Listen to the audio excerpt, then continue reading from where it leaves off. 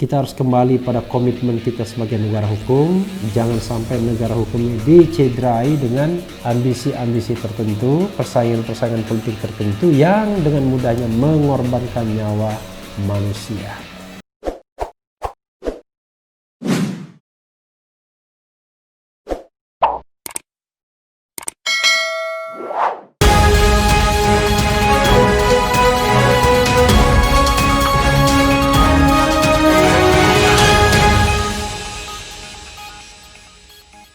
Assalamualaikum warahmatullahi wabarakatuh, Sobat RH sekalian.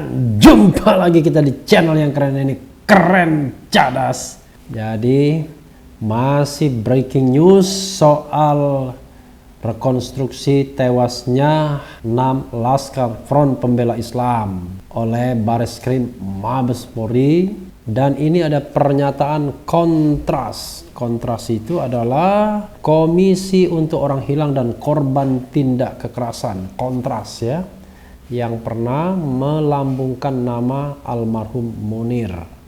Mudah-mudahan Allah menerima arwahnya di sisinya, ditempatkan di surganya, diampuni dosanya, dan diterima segala amal kebaikannya. Temukan kejanggalan, Kontras tolak rekonstruksi polisi soal penembakan Laskar FPI, Front Pembela Islam.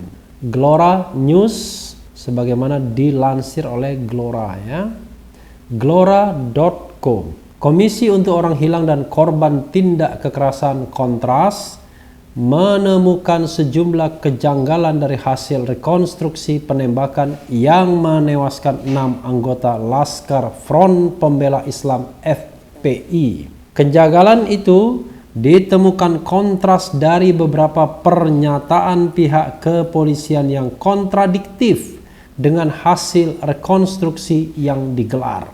Ada beberapa kejanggalan yang kami temukan di polisi, bahwa korban-korban ini meninggal di mobil, terus dia diduga melawan juga. Ada sejumlah pernyataan-pernyataan kontradiktif, kata Wakil Koordinator Kontras Rifanli Anandar, Senin 14 Desember 2020. Kejanggalan lainnya, polisi tidak mengundang pihak korban, dalam hal ini FPI, untuk mengawal kasus tersebut. Adanya temuan kejanggalan ini membuat Kontras semakin berharap kasus penembakan ini bisa diselesaikan oleh Komnas HAM, Komisi Nasional Hak Asasi Manusia ya. Kontras berharap Komnas HAM mampu melihat kasus ini secara komprehensif. Dari keterangan itulah kita merasa benar menolak rekonstruksi tersebut dan mengharapkan kasus ini dibuka oleh Komnas HAM, kata Rinfale. Luar biasa namanya ya. Dan Komnas HAM sendiri juga tidak hadir dalam rekonstruksi karena mereka merasa sudah datang ke lokasi terlebih dahulu di TKP dan sedang melakukan klarifikasi dengan Direktur Utama Jasa Marga soal CCTV mungkin ya, dan dengan Kapolda Metro Jaya yang kita tahu secara berapi-api di hari Senin setelah kejadian itu mengatakan bahwa mereka tewas karena melawan petugas dan tewas dalam tembak-menembak ya. Kontras sendiri mengakui mendapatkan undangan dari pihak kepolisian untuk menyaksikan rekonstruksi penembakan Laskar FPI di KM 50 Tol Cikampek. Namun Kontras menolak undangan tersebut dengan alasan independensi. Kontras sebagai lembaga juga diundang namun terkesan terburu-buru. Kami khawatir proses rekonstruksi mengalami banyak kejanggalan-kejanggalan lain, katanya.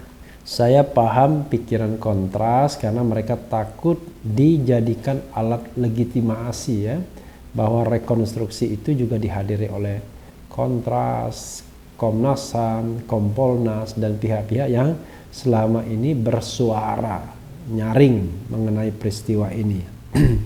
Rekonstruksi penembakan Laskar FPI. Rekonstruksi penembakan Laskar FPI dilakukan oleh pihak kepolisian pada dini hari tadi ya. Kepala Divisi Humas Polri Irjen Argo Yuwono mengatakan rekonstruksi kasus penembakan 6 anggota Front Pembela Islam dilakukan pada waktu yang sama dengan kejadian asli. Hanya saja, pada 7 Desember 2020 cuaca hujan dan sepi. Selain itu, jalanan di sekitar tempat kejadian perkara TKP tidak ada penerangan. Reka ulang yang berlangsung Senin dini hari 14/12/2020 pukul 00.35 WIB ini dilakukan di 4 titik, sebanyak 2 titik di Jalan Interchange Karawang Barat dan 2 lainnya di ruas tol Jakarta Cikampek. Ada yang bilangnya di Jalan Internasional.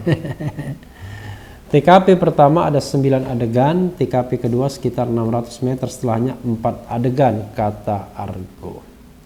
Ya, sudah banyak dibicarakan mengenai rekonstruksi tersebut ya. Banyak penolakan.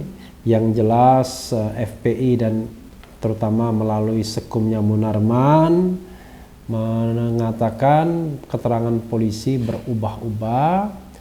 Ada juga pemberitaan dari berbagai media yang mengatakan memang ada perbedaan versi antara yang dikatakan oleh Kapolda Metro Jaya pada saat press conference tanggal 7 Desember dengan yang direkonstruksi, terutama cerita mengenai meninggalnya 6 orang Laskar FPI tersebut. Dalam press conference Kapolda Metro Jaya dikatakan mereka meninggal dalam tembak-menembak, 6 tewas. Tapi dalam rekonstruksi 2 ditembak ya saat terjadi tembak-menembak, entah tembak-menembak atau apa. 4 lainnya meninggal tewas karena ditembak aparat saat mau merebut senjata. Nah, kejadian tewas di mobil aparat itulah yang dianggap sebenarnya penuh dengan kejanggalan karena seperti yang dikatakan Neta Espane dari IPW, Indonesia Police Watch, kenapa mereka tidak diborgol kalau mereka memang mau dibawa ke Polda Metro. Yang kedua, berapa pengawal mereka yang seperti dikatakan Munarman, masa 4 orang cuma dikawal 2 orang dan kondisinya tidak terborgol dan baru saja temannya meninggal. Jadi ini suatu keanehan.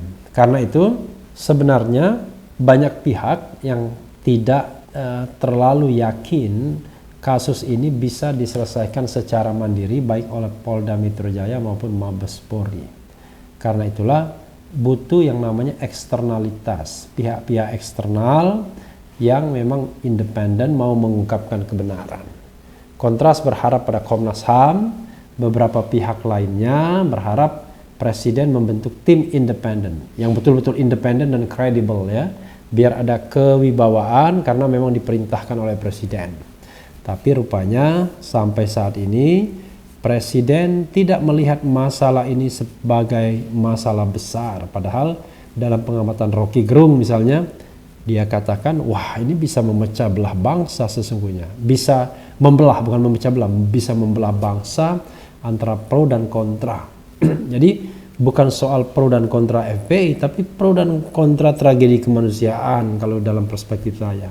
Kenapa saya katakan tragedi kemanusiaan? Ya karena yang tewas itu adalah anak-anak muda kita sendiri, putra bangsa, warga negara Republik Indonesia, dan pada saat kejadian mereka tidak sedang melakukan tindak pidana dan juga mereka bukan teroris, bukan residivis, bukan orang yang ibaratnya sedang diburu untuk ditangkap. Kalaupun terjadi insiden ya salip-salipan dan lain sebagainya atau pepet-pepetan mobil, maka yang perlu digarisbawahi pertama, mereka tidak tahu bahwa itu mobil petugas karena petugas menggunakan mobil preman dan tidak berseragam. Itu satu soal.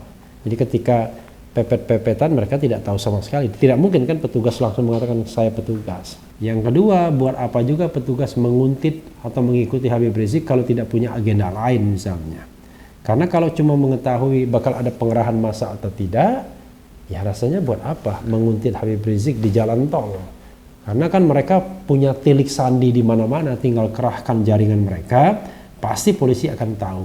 Menguntit di jalan tol itu menjadi a question mark karena ya kita punya imajinasi yang tidak bisa dikatakan ya.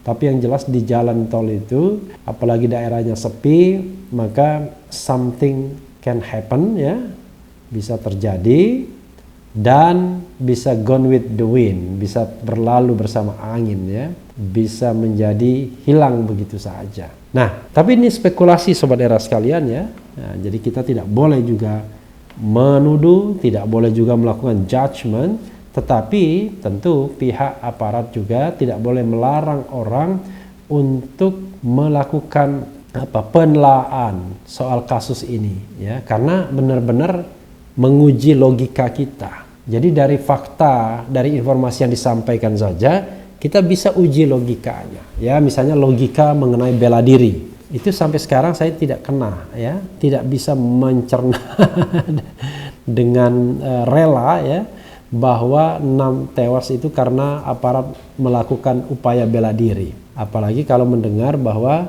jenazahnya atau mayatnya atau korban itu ditembak di beberapa tempat, di beberapa bagian. Katakanlah ya, ketika melumpuhkan 4 orang di mobil itu, ya kan? Pertanyaannya adalah berapa petugas yang melumpuhkan? Katakanlah yang melumpuhkan itu 2 petugas atau 3 petugas misalnya. Apakah kemudian ketika ditembak itu dia masih merebut senjata atau bagaimana? Saya nggak bisa memikirkan kalau misalnya penembakan itu berkali-kali di dalam mobil sehingga mayatnya, jenazahnya itu tertembus peluru. Ada yang bilang 4 sampai 4 peluru. Ini tidak masuk akal saya. Karena kalau merebut senjata katakanlah dengan 1 tembakan kan sudah jatuh orangnya. Karena ditembak dari jarak dekat. Pasti sudah melemah. Apalagi petugas terlatih. Jadi banyak hal yang janggal sobat era sekalian yang barangkali mohon maaf ya, rasanya sulit mencernanya dari akal sehat. Tanpa bermaksud menyatakan yang benar dan bersalah, tapi kita hanya kembali kepada logika, akal, dan hati nurani. Dan logika, akal, hati nurani ini kalau dia sudah connect nggak bisa dibohongin lagi. Kita bisa mengatakan sesuatu itu berbeda, tapi kalau hati nuraninya mengatakan tidak, maka akan kelihatan. Ya, sahabat era sekalian, kita harus kembali pada komitmen kita sebagai negara hukum. Jangan sampai negara hukum ini dicederai dengan ambisi-ambisi tertentu, persaingan-persaingan politik tertentu yang dengan mudahnya mengorbankan nyawa manusia. Padahal nyawa manusia itu sangat-sangatlah berharga dan tidak bisa digantikan oleh apapun. Ya, yang penting tetap di channel ini, karena di channel ini Anda akan dirayu, ditipu, dibaperin, dicecar, diuber pula di jalur khusus. Karena channel ini adalah channel yang mengancam, memeras, dan membenci. Jangan lupa subscribe, like, comment, and share.